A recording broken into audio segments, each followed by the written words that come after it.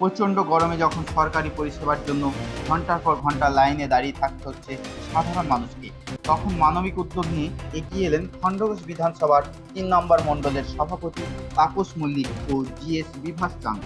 আজ সগড়াই BDO office চত্বরে বিভিন্ন কাজে আসা মানুষের কষ্ট দেখে তাদের উদ্যোগে শুরু হয় ঠান্ডা পানীয় জল ও জলসত্রের ব্যবস্থা।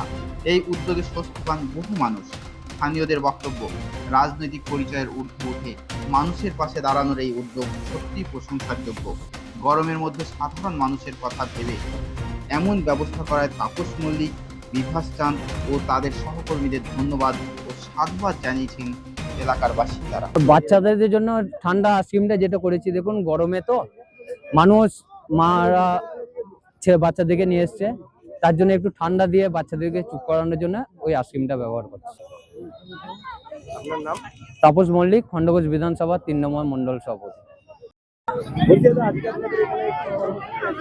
আজকে আমাদের পশ্চিমবঙ্গ সরকারের যে জনকল্যাণ শিবির, সেই জনকল্যাণ শিবিরের আজকে মূলত আমাদের সৎসঙ্গা পঞ্চায়েত, সাঁকারি পঞ্চায়েত এবং আমাদের ৩ নম্বর মণ্ডলে যে ২ পঞ্চায়েত আছে, সেই ২ পঞ্চায়েত পরিষেবা মানুষের যাতে সুযোগ সুবিধা দিতে কোনো রকম অসুবিধা না হয়, তার জন্য আমরা আমাদের মণ্ডলের পক্ষ থেকে সকলে মিলে এখানে উপস্থিত আছি মানুষের সহযোগিতা করার জন্য।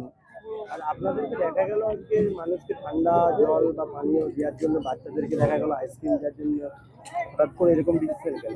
এই যে তীব্র তাপদাহ গরম, মানুষকে আমরা একটু জল দিচ্ছি এই কারণে, জল তো মানুষের এই তীব্র তাপদাহ গরমে মানুষকে জল আমরা দিতে চাইছি এই কারণে, মানুষ যাতে কোনো রকম জলের বিনা অসুবিধা না হয়।